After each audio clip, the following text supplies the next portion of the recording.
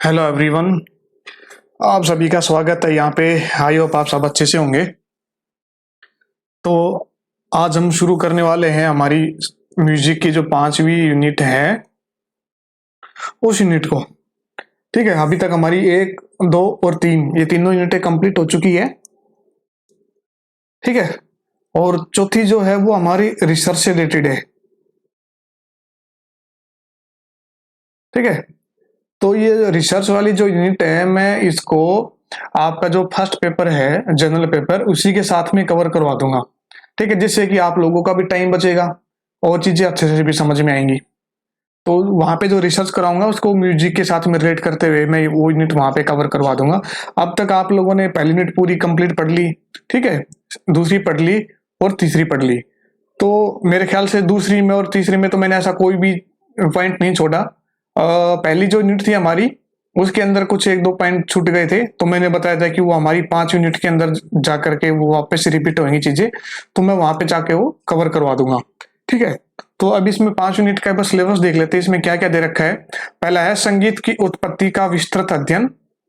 ठीक है, दूसरा है भारतीय एवं पाश्चात्य संगीत सप्तक, और तीसरा है ग्राम, ये हमारा हो चुका है। उसके बाद है मूर्छना, ये हमारा नहीं हुआ है। उसके बाद चतुसारणा, ठीक है, का विस्तृत अध्ययन, चतुसारणा हमारी हो चुकी है। उसके बाद अगला आता है हमारा जाति लक्षण, ये नहीं हुआ है, ये भी करेंगे हम लोग। और उसके बाद आता है जाति भेद, राग की परिकल्पना, राग लक्षण, उसके बाद रागों का वर्गीकरण है। तो ये राग वर्गीकरण पूरा कंप्लीट आ जाएगा आपका यहां से लेकर के, और आई थिंक ये है आपका यहां तक। ठीक है, तो इसमें क्या आ गया, ग्राम राग वर्गीकरण और देशी राग वर्गीकरण, मेल राग वर्गीकरण, थाट राग वर्गीकरण, जिसमें से आप लोगों ने मेल राग पढ़ लिया आपने कि किसने कितने मेल बताए थे, बेहतर मेल कितने थे। ठीक है, तो बेहतर मेल बनाने की विधि थी वो भी हमने कर ली। उसके बाद थाट भी हमने कर लिए। टोटल 32 ठाट थे, जिसमें से मुख्य 10 माने जाते हैं। 32 ठाटों को बनाएंगे कैसे वो भी आपने देख लिया, और किसने कितने थाट माने और कितने राग माने हैं, तो ये चीज हमने कर ली। और वापस से फिर एक बार मैं मोटा मोटा यहाँ पे रिवाइज करवा दूंगा इन दोनों का।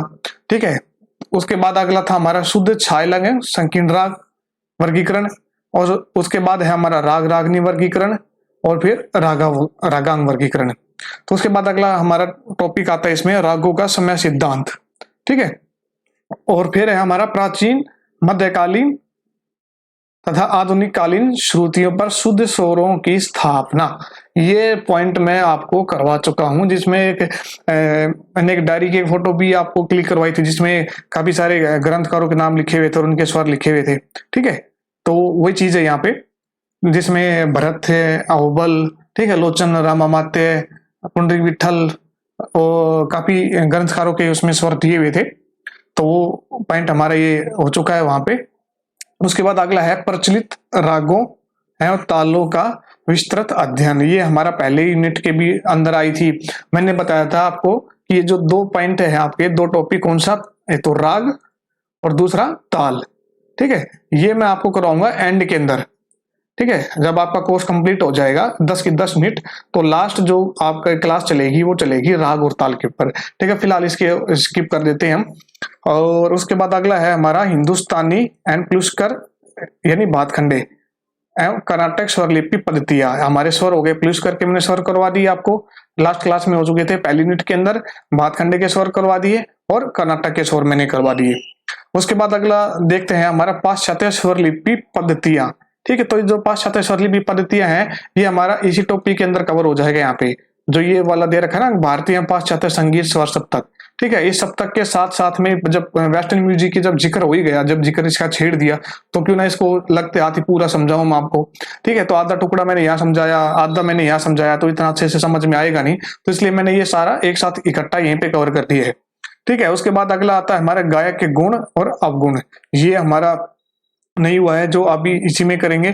उसके बाद कर्नाटक एवं हिंदुस्तानी स्वरों तथा तालों की तुलनात्मक अध्ययन।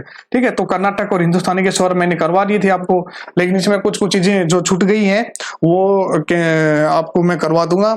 उसके बाद हमारा अगला बचता है, इसमें है हमारा प्रचलित हिंदुस्तानी रागों के कर्नाटकी नाम। ठीक है, ये नहीं हुआ है, ये मैं करवा दूंगा। उसके बाद अगला आता है हमारा कि विभिन्न लयकारियां, ठीक है, दुगुन, तिगुन, चौगुन, आड़, क्वाड, बियाड, ये सब हमारा हो चुका है। तो हो चुका है वो तो हम अब करेंगे नहीं वापस से, लेकिन जो हो रखे हैं टॉपिक उनमें अगर कोई दिक्कत है तो आप लोग इसमें बताना मेरे को कमेंट करके। और इसके बाद जो हमारा आज टॉपिक शुरू होने वाला है इस 5वीं यूनिट का, तो वो है हमारा पहला पॉइंट कौन सा, संगीत की उत्पत्ति का विस्तृत अध्ययन। ठीक है, तो संगीत की उत्पत्ति के क्या क्या दृष्टिकोण रहे हैं, इन्होंने किन किन लोगों ने किस तरह से बताया कि संगीत की उत्पत्ति कैसे हुई, है ना, क्या उनकी विचारधारा रही है, तो ये सब चीज आज हम इस यूनिट के अंदर पढ़ने वाले हैं। तो ये जो टॉपिक है, चलो इसको अब शुरू करते हैं।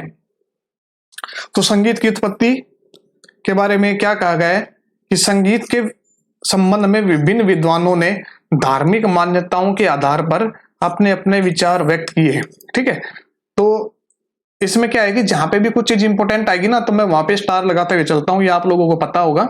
और अगर कोई चीज आएगी तो मैं वो बता दूंगा, आप उसको खास कर नोट कर लेना।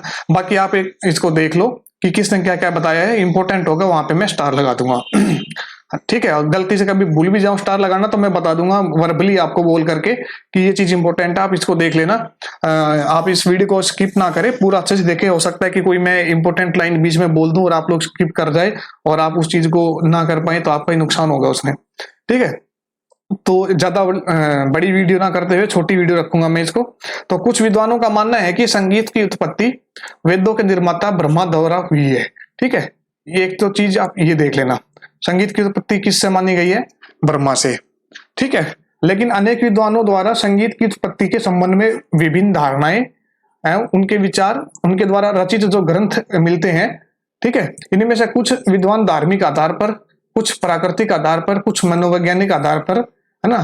तो ये हमारे आधार हो गए, धार्मिक हो गया और प्राकृतिक हो गया, मनोवैज्ञानिक हो गया। ठीक है, तो एक साइंस भी अपना एक मत मानती है कि संगीत की उत्पत्ति साइंस से कैसे हुई थी। ठीक है, तो ये 3-4 आधार है। ठीक है, उन्हीं आधार पे बताता है कि संगीत की उत्पत्ति इन्हीं आधार पे हुई है। तो देखेंगे कि 4 आधार कौन कौन से हैं। तो इसमें देख क्या दे रखा गया कि संगीत अनादि है। ऐसा भी कहा गया है कि मनुष्य के साथ साथ ही संगीत का जन्म इस पृथ्वी पर हुआ। ठीक है, सत्य यही है कि संगीत सप्त स्वरों से निकली लहरें हैं जो जल की धारा की तरह सदैव प्रवाहित होती रही है, यार होती रहती है। ठीक है, तो इसमें देखते हैं किसने क्या बताया कि पाश्चात्य विद्वान फ्रायड एंड जेम्स लोंग के अनुसार संगीत की उत्पत्ति एक शिशु के समान है।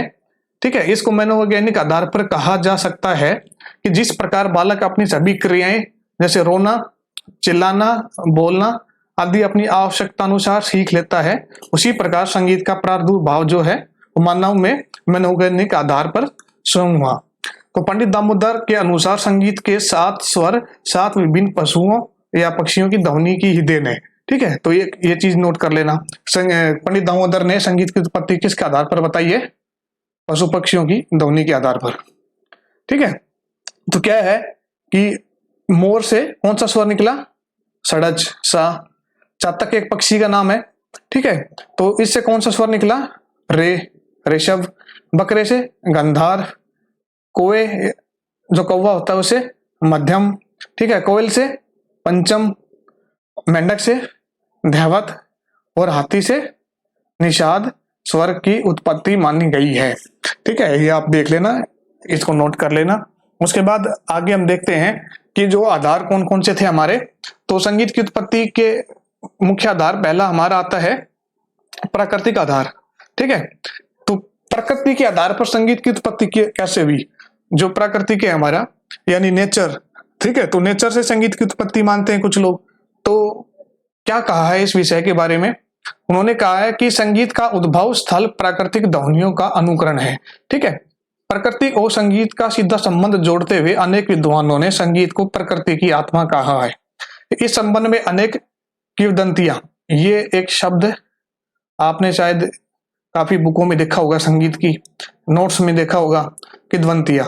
ठीक है। तो कई बार कंफ्यूज भी होते होंगे, मैं भी स्टार्टिंग में जब बीए एमए तक पढ़ के आया था तो इसका मतलब मेरे को नहीं समझ में आया था कि इसका मतलब क्या होता है।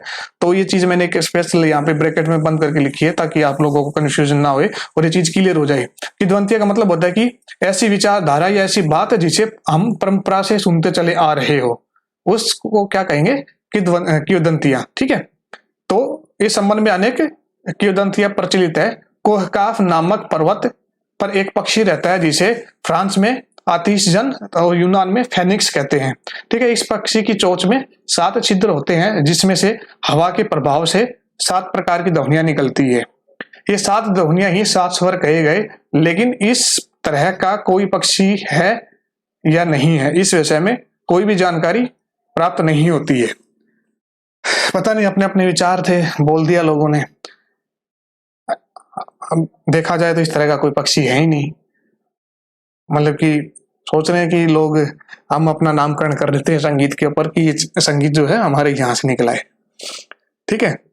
तो चलो खैर, इनका अपना विचार था। आगे देखते हैं। अरब के सुप्रसिद्ध इतिहासकार ओलासिनिज्म ने अपनी पुस्तक विश्व का संगीत, अब यहाँ पे एक चीज देखना आप कि इसमें संगीत का जन्म बुलबुल नामक चिड़िया से माना गया है। उस चिड़िया की ध्वनि से प्रभावित होकर आदि मानव उसकी चहक की नकल करके ही स्वर निकालकर आनंदित होते थे। इन्होंने जो बात कही वो इंपॉर्टेंट नहीं है कि संगीत की उत्पत्ति कैसे नहीं हुई, लेकिन इसमें सबसे मेन इंपॉर्टेंट चीज ये है कि ओलासिनिज्म जो है ये अरब के थे। ठीक है। और इन्होंने क्या किया, विश्व का संगीत नामक एक बुक लिखी। ये चीज नोट कर लेना। ठीक है। कौन सी बुक लिखी? विश्व का संगीत। ऐसे विश्व का संगीत और भी 1-2 लोगों ने लिखी है। जब जाके अब हमारा जो ग्रंथों के ऊपर जो टॉपिक आएगा हमारा, जब उसके ऊपर चर्चा होगी, वार्तालाप होगा उसके ऊपर, तब मैं ये चीजें बताऊंगा कि कौन कौन सी बुक्स किसने ग्रंथकार ने लिखी है। ठीक है। तो इसका विश्व का संगीत के ऊपर एक और आगे चल कर जिक्र आएगा तो हम देखेंगे, तो आप इसको अलग से नोट कर सकते हैं। जैसे मैंने स्टार्टिंग से आपको बताता रहा हूँ कि कोई भी ग्रंथकार का जब आप नाम पढ़ते हैं क्लास में, ठीक है, तो उसका नाम आ जाता है, तो उसके साथ में आपको रिवीजन करते हुए चलना है थोड़ा थोड़ा कि इस ग्रंथकार ने कौन सी वो ग्रंथ लिखा था। ठीक है। या खाली ग्रंथ का नाम आ जाए तो आपको आइडिया लगाना है कि ये ग्रंथकार किस ग्रंथकार ने लिखा था ये ग्रंथ। ठीक है। तो ऐसे करके आपको उनको बताया भी था मैंने कि इसको अलग से एक नोट करते हुए चलना, तो आप इसका डेली रिवीजन लगाते रहोगे, धीरे धीरे ये चीजें सामने आएंगी, क्योंकि वही चीजें घूम फिर करके आती रहती है, सामने आती रहती है। तो क्या होता है कि आपका आधा जो ये जो टॉपिक है हमारा ये ग्रंथ के ऊपर, आपका आदत वैसे तैयार हो जाएगा। तो ये चीज आप करते हुए चलो। ठीक है। तो आप उसी में अगर आपने किया तो बहुत अच्छी बात है, नहीं किया तो आप वो चीज लिख लेना। और मैं जल्दी इसके ऊपर एक पीडीएफ प्रोवाइड करवा दूंगा जिसमें कौन सी बुक यानी कौन सा ग्रंथ किस ग्रंथकार ने लिखा है। एक मेरे पास 4-5 पेज की एक पीडीएफ है, वो मैं आपको या तो इस वीडियो के, ये अभी जो पढ़ा रहा हूँ इस वीडियो के आने से पहले मैं आप लोगों को शेयर कर दूं, या हो सकता है कि इस वीडियो के बाद में शेयर करूं। ठीक है। तो आप ये भी इसमें नोट कर लेना, ये इंपॉर्टेंट थी। उसके बाद आगे देखते हैं। हमारा नेचर के आधार पे था, दूसरा है हमारा धार्मिक आधार पर। धार्मिक आधार पर क्या मानते हैं लोग कि संगीत के जन्म के संबंध में अनेक विद्वानों ने अपनी अपनी धार्मिक मान्यताओं के अनुसार विभिन्न विचार व्यक्त किए हैं। संगीत की उत्पत्ति सर्वप्रथम वेदों के निर्माता ब्रह्मा द्वारा हुई है, ये मैं बता चुका हूं। ठीक है। संगीत की उत्पत्ति ब्रह्मा से मानते हैं। ठीक है। ब्रह्मा ने यह कला शिव को दी और शिव द्वारा सरस्वती को प्राप्त हुई और सरस्वती से संगीत कला का ज्ञान नारद को प्राप्त हुआ। ठीक है। ये चीज आप नोट कर लेना। सरस्वती से संगीत का ज्ञान किसे प्राप्त हुआ? नारद को। ठीक है।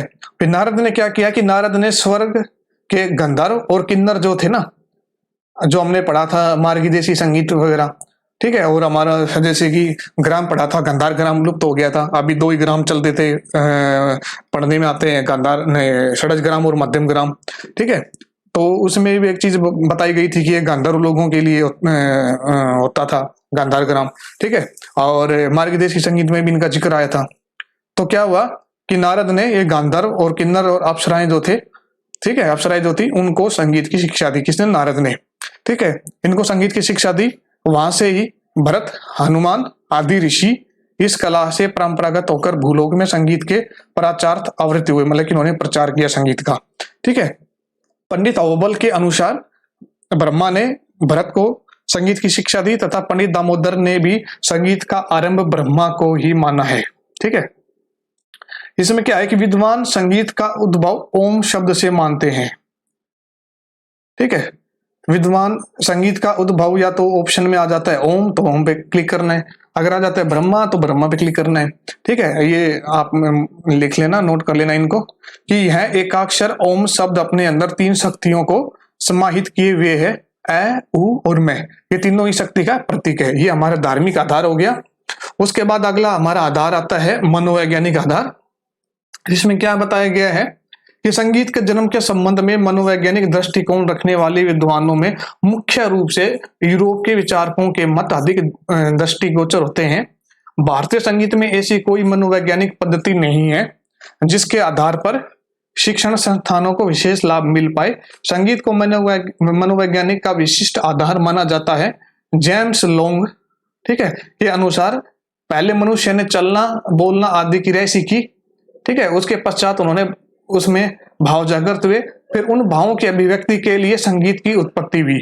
ये इनका मानना है, ठीक है। एग्जाम में तो नहीं आया और ना पूछेंगे, बस इनका एक विचार था कि इन्होंने संगीत की उत्पत्ति का आधार क्या बताया है, तो इसलिए इसका जिक्र यहाँ पे आ गया। इस विषय में कर्ट सर्च जो थे, ठीक है, कर्ट सर्च, इन्होंने क्या है कि संगीत की उत्पत्ति को भावाभिव्यक्ति की सहायता से माना, यानी इस विषय में कर्ट सर्च ने भावाभिव्यक्ति की सहायता से संगीत के जन्म को माना है, ठीक है। तो एक ही इंपॉर्टेंट लाइन शब्द आ जाता है आपके लिए, एग्जाम में पूछ ले कि कर्ट सर्च जो है, कि वेस्टर्न वालों के थोड़े नाम आ ही जाते हैं, कई बार पूछ लेते हैं, ठीक है। तो कर्ट सर्च जो था, उन्होंने संगीत की उत्पत्ति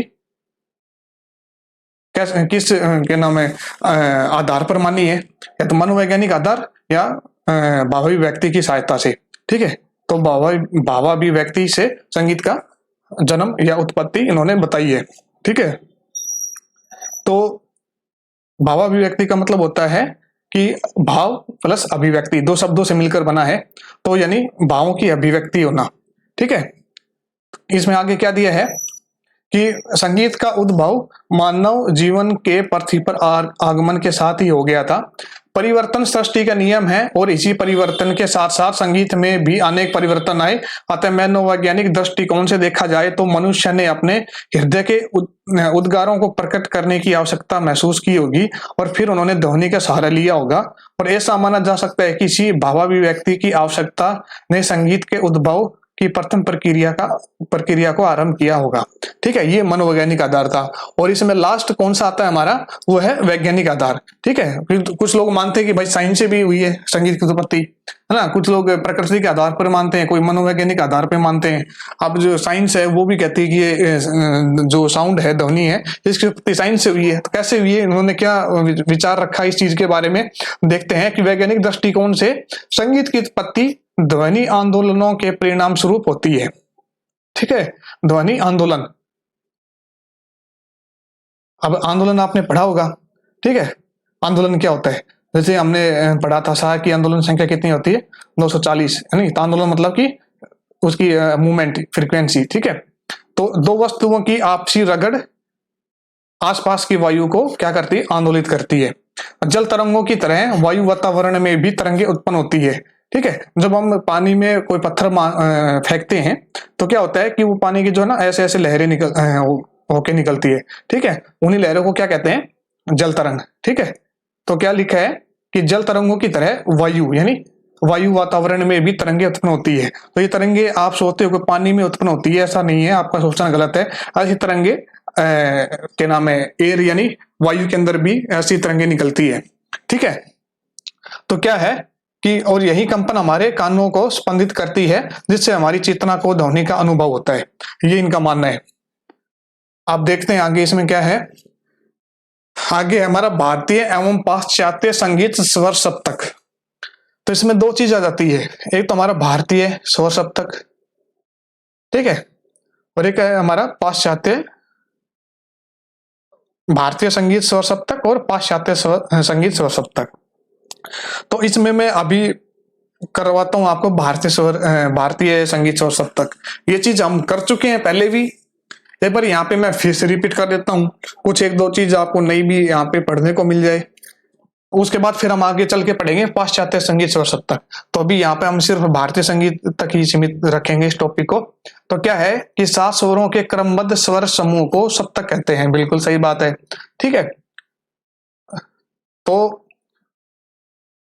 शायद मैंने लास्ट क्लासेस में एक सवाल आपसे पूछा हुआ था, शायद उसका जवाब आप लोगों ने अभी तक नहीं दिया है।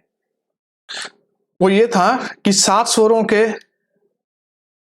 समूह को क्या कहते हैं? सप्तक। तो अगर 7 की जगह 8 स्वर कर दे तो उसको क्या कहेंगे? अब इसका जवाब कमेंट में देना, ठीक है।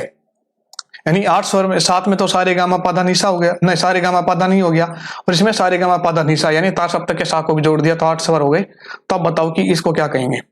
आगे देखते हैं।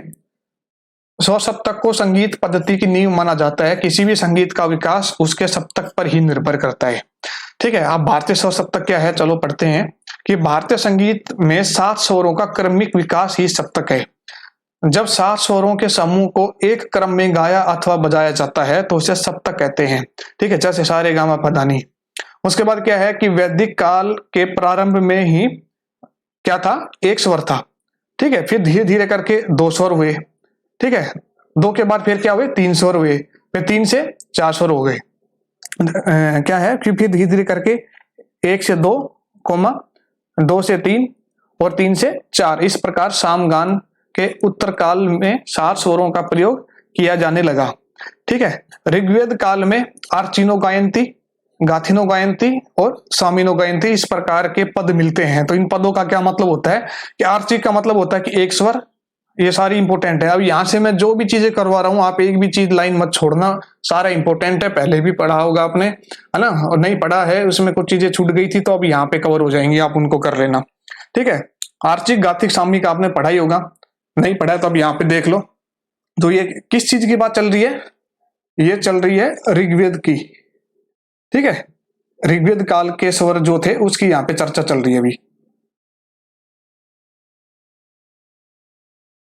तो क्या था ऋग्वेद काल में? स्वरों को क्या संज्ञा दी गई थी? आर्चिक, इसका मतलब होता है कि एक स्वर। गाथिक, इसका मतलब होता है 2 स्वर। और सामयिक, इसका मतलब होता है कि 3 स्वरों के आधार पर गायन या वादन होता था, ठीक है। आर्चिक का उपयोग विचार के उच्चारण में, गाथिक का गाथागान में और सामयिक स्वरों का प्रयोग सामगान में होता था। ये चीज ध्यान रखना, इंपॉर्टेंट लाइन है। सामयिक के स्वर तार सप्तक के गा रेसा माने जाते थे और तार सप्तक के गंधार में कभी कभी मध्यम स्वर का कर्ण के रूप में प्रयोग किया जाता था, ठीक है। जिसमें धीरे धीरे स्वरों की संख्या 3 के स्थान पर 4 हो गई, ठीक है। इसमें मागा रेसा यानी तार सप्तक के मागा रेसा हो गई, ठीक है। यहाँ पे भी मैंने तार सप्तक का बाई प्रिंट में मिस्टेक हो गया, तो मैंने ये तार सप्तक के कर दी, ये भी ये वाले स्वर, ठीक है। तो क्या है कि इसमें मागा रेसा वाले स्वरांतर को क्या कहेंगे, क्या नाम दिया गया? चतुरक गान, ठीक है। तो एक स्वर के गान को क्या कहा गया? आर्चिक, ठीक है। 2 स्वर के गान को क्या कहा गया? गाथिक। 3 स्वर को गान को क्या कहा गया? सामयिक। और 4 स्वर के गान को क्या कहा गया? चतुरक, ठीक है। तो कुछ लोग इसको कई जगह आपको चतुरक की जगह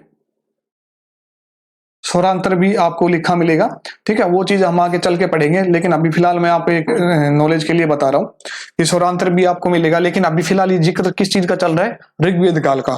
तो सिर्फ ऋग्वेद काल तक ही सीमित रहेंगे यहाँ पे कि ऋग्वेद काल में एक स्वर को गाने, एक स्वर में गाने को क्या कहते थे? आर्चिक। 2 स्वर में गाने को गाथिक और 3 स्वर में गाने को क्या कहते थे? सामयिक, ठीक है। इसमें अगर 4 स्वर ऐड कर दिए तो उसको क्या कहेंगे? चतुरक गान।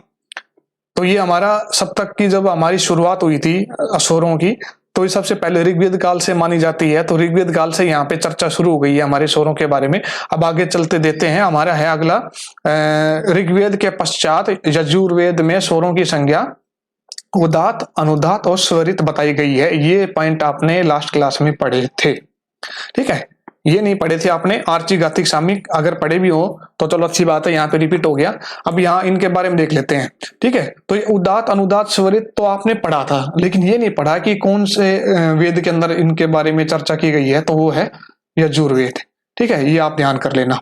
ठीक है, ऐसा भी हो सकता है क्वेश्चन पूछ ले कि उदात्त अनुदात्त स्वरित की जो संज्ञा है वो कौन से वेद में या इनकी चर्चा कहाँ पे दी गई है, तो यजुर्वेद में। ठीक है, इसमें उदात्त का मतलब होता है ऊंचा, अनुदात्त का मतलब होता है नीचा।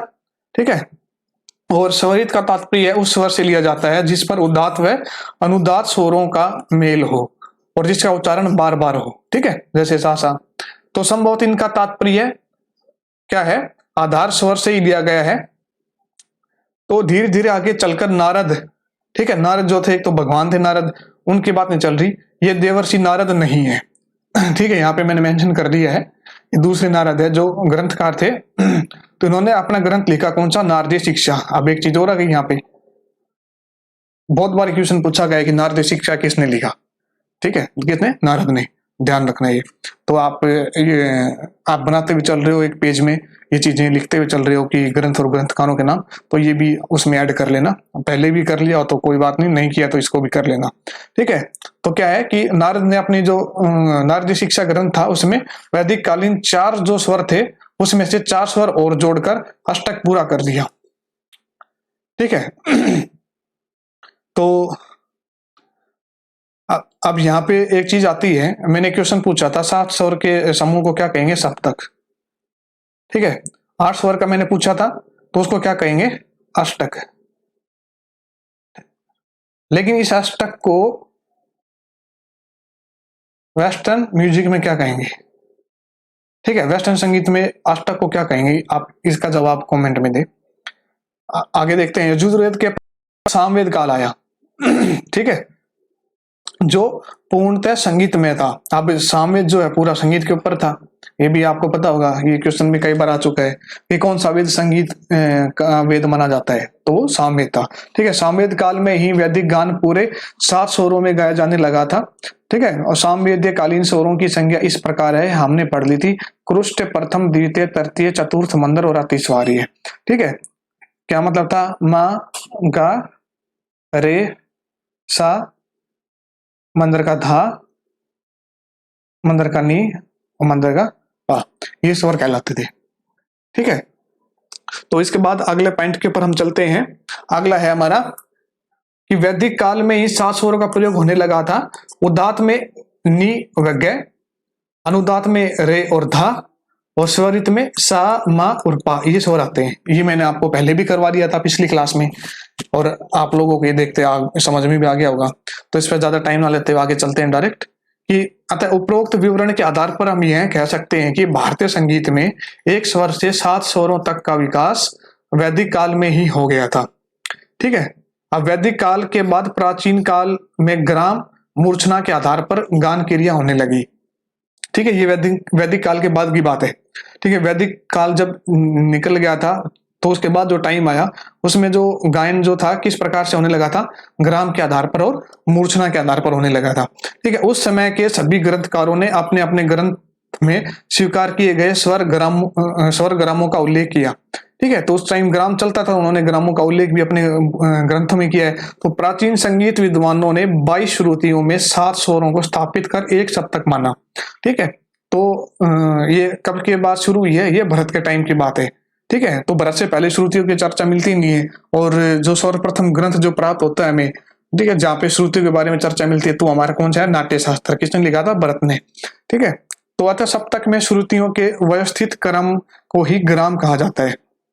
तो प्राचीन ग्रंथकार भरत ने स्वतंत्र रूप से संगीत पर तो कोई ग्रंथ नहीं लिखा।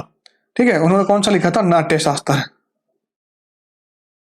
तो ये नाट्य शास्त्र किसके ऊपर बेस्ड था, नाटक के ऊपर। ठीक है, बेसिकली तो उसी में संगीत की कुछ चीजें आई थी, वो भी उन्होंने ऐड करी थी। तो उसी संबंध में कहा कि ये संगीत के ऊपर तो कोई पर्टिकुलर ग्रंथ तो नहीं लिखा, पर इन्होंने अपने ग्रंथ नाट्य शास्त्र में संगीत संबंधित संक्षिप्त विद्वानों का उल्लेख करते हुए षड्ज ग्राम, मध्यम ग्राम का उल्लेख किया है। ठीक है, ये चीज हमारी हो गई। अब आगे देखते हैं कि प्राचीन काल के बाद मध्यकाल में स्वर ग्राम जो था हमारा, स्वर ग्राम बोले तो जो सप्तक है ना, प्राचीन काल के बाद मध्यकाल में हमारा जो सप्तक था, संगीत का जो सप्तक, वो क्या था, उससे संगीत सप्तक से संबंधित अनेक सिद्धांत बने। क्या क्या थे, इस युग के प्रतिनिधित कलाकार दक्षिण के रामामात्य व उत्तर के अहुबल थे। ठीक है, अब ये भी चीज एग्जाम में पूछी हुई है, रामामात्य कहाँ के थे? दक्षिण के, और अहोबल कहाँ के थे? उत्तर के। ठीक है, जिन्होंने 29 स्वर बताए थे, ध्यान होगा आप लोगों को। ठीक है, तो क्या था कि मध्यकाल में मध्यम ग्राम का लोप हो गया था, मध्यकाल में मध्यम ग्राम का। ठीक है, तो षड्ज ग्राम को संगीत का आधार माना गया। तो हमारा जो गांधार ग्राम था वो उसका लोप तो पहले ही हो चुका था। ठीक है, मध्यकाल आते आते मध्यम ग्राम का भी लोप हो गया, मतलब कि विलुप्त हो गया है। और उसके बाद क्या बचा हमारा? कौन सा ग्राम बचा? षड्ज ग्राम। ठीक है, ये ध्यान रखना। ठीक है, तो संगीत का आधार षड्ज ग्राम को माना गया। उसके बाद षड्ज स्वर को ही आधार स्वर माना जाने लगा। साथ ही सा व पा अचल स्वर हो गए। ये भी चीज मैंने आपको बता दी थी। सार पा अचल होते हैं, बाकी चल होते हैं। ठीक है क्यों? क्योंकि वो कोमल और तीव्र उनकी अवस्थाएं होती है, तो वो स्वर ऊपर नीचे अपनी अवस्था से ऊपर नीचे हो सकते हैं, इसलिए वो ऊपर नीचे होने को वो चल सकते हैं। ऊपर चलेगा स्वर तो तीव्र हो जाएगा, नीचे चलेगा तो कोमल हो जाएगा, तो इसलिए वो चलने की उनके में प्रकृति आ जाती है, इसलिए वो चल हो जाएंगे। और अचल जो अपनी जगह पे अटल है, हिल नहीं सकते, तो वो कौन से स्वर होंगे? सा और पा। सा का ना तो कोई तीव्र होता है ना कोई कोमल होता है, ऐसे पा का ना कोई तीव्र होता है ना कोई कोमल होता है, इसलिए इनको अचल स्वर कहा गया है। तो मध्यम ग्राम के अवशेष के रूप में मध्यम ग्राम के मध्यम का प्रयोग तीव्र मध्यम या प्रति मध्यम के रूप में होने लगा। ठीक है, इस काल में विकृत स्वरों का प्रयोग होने लगा, जिसके फलस्वरूप विभिन्न मेलों की रचना की गई। मेलों के बारे में मैं पढ़ा चुका आप लोगों को। ठीक है, आगे आएगा फिर मैं एक बार रिपीट करवा दूंगा। तो क्या है कि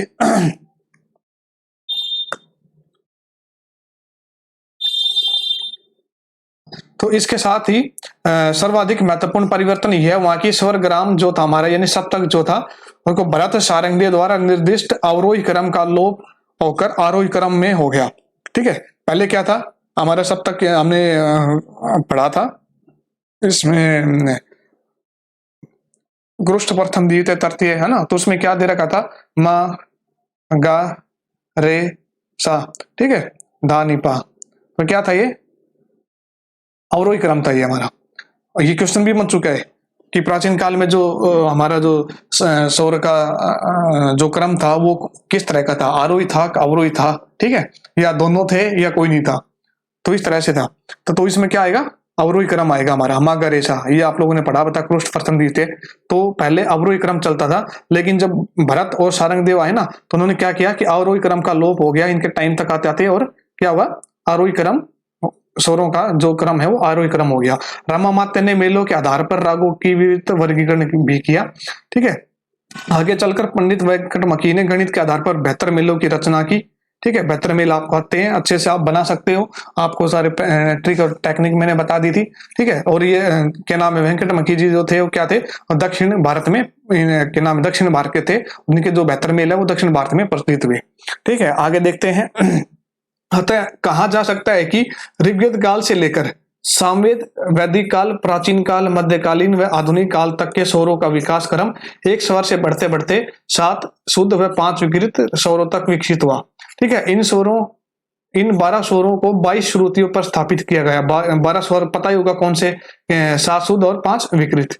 ठीक है, तो कई कई ग्रंथकारों ने शुद्ध विकृत स्वरों की संख्या अलग अलग मानी है। शुद्ध और विकृत, मेरे आई थिंक जहां तक मैंने पढ़ा है अभी तक, तो शुद्ध स्वरों की संख्या सभी ने 7 ही मानी है ऑलमोस्ट। अगर इसमें बात कर ले कि वेदों के टाइम की, तो उस टाइम शुद्ध स्वर वगैरह थे नहीं। वो आर्चिक, ये क्या नाम है, ये उनका 3 टाइप के जो स्वर थे, 1 स्वर, 2 स्वर, 3 स्वर, है ना, 3 से 4 हुए, तो वो सब चीज थी। लेकिन जैसे ही पूरा जो स्वर बन के आया, हमारा सप्तक बन के तैयार हुआ, तो सप्तक बन के तैयार होने के बाद जितने भी ग्रंथकार आए अभी तक जो मैंने पढ़ा है ना, तो उन्होंने सभी ने क्या किया कि शुद्ध स्वर सभी ने 7 ही बताई है। ठीक है, हो सकता है कि मैं गलत भी हूं, लेकिन मेरी नजर में अभी तक मैंने जो पढ़ा है वो 7 ही थे। और क्या नाम है, कोई एक आधा ऐसा अपवाद अगर या विवाद रह गया हो और मेरी नजर में नहीं आया हो तो मैं कह भी नहीं सकता। बाकी अगर आएगा तो मैं आपको जरूर बताऊंगा इस चीज के बारे में। अभी तक तो सभी ग्रंथकारों ने 7 ही शुद्ध स्वर बताए हैं। ठीक है, विकृत स्वर सबके अलग अलग थे, ये मैं आप लोगों को पढ़ा चुका हूँ। ठीक है, तो हो सकता है कि कई चीजें निकल के आती रहती है बीच बीच में कि ये चीज मैंने क्या नाम है मिस्टेक हो गई थी पढ़ाने में, या ये मैंने पढ़ाई नहीं छूट गई थी, है ना। तो वो मैं क्या है कि आपको करवाता रहता हूँ साथ साथ में। कई बार कोई चीजें ऐसी आती है तो कोई बात नहीं, अगर इसमें अगर ऐसा निकल के आता है तो मैं आपको जरूर कराऊंगा। तो इसमें आगे देखते हैं क्या है कि परंतु वर्तमान में भारतीय संगीत के एक सप्तक में 7 शुद्ध व 5 विकृत स्वर ही माने गए हैं। ठीक है, आधुनिक कालीन संगीत विद्वान कौन, पंडित विष्णु नारायण भातखंडे और पंडित विष्णु दिगंबर पुरस्कार पद्धति के अनुसार संपूर्ण भारत में 7 शुद्ध स्वरों को स्वीकार किया गया, जिसमें से सा व पा अचल है, ये मैं बता चुका। ठीक है, और शेष 5 स्वर जो है रेगा धानी, ये क्या है, रेगा धानी, ये विकृत स्वर है हमारे। ठीक है, और ये विकृत स्वर हो जाएंगे हमारे, तो जिसमें से रे गा धानी कोमल और मा तीव्र, ये हो जाएंगे। ठीक है, इनकी कोमल और तीव्र, ठीक है, प्लस कर इनकी सॉरी इनकी थोड़ी तबीयत खराब चल रही है आज तो इनकी कोमल और शुद्ध या तीव्र तथा पुलस्कर जी के अनुसार शुद्ध अवस्था के अतिरिक्त रेगामा धानी की उच्च अवस्था भी होती है। ठीक है, परंतु इन 5 स्वरों को विकृत स्वर के रूप में पहचाना गया, इसलिए 7 शुद्ध व 5 विकृत, कुल मिलाकर स्वरों की संख्या 12 हो गई। इन 12 स्वरों को 22 श्रुतियों पर सप्तक किया गया, यानी जो 22 श्रुतियां थी इन्हीं पे ही सप्तक को के जो स्वर थे इनको लगा गया। तो 7 स्वर 4-3-2 4-4-3-2 के हिसाब से लगाया गया, ये आप लोगों को पढ़ा चुका मैं। ठीक है, जिसे सप्तक आ जाता है, ये लास्ट लाइन हमारी यहाँ फिनिश होती है। तो क्या था कि यहाँ पे एक बात बताई उन्होंने कि क्या थी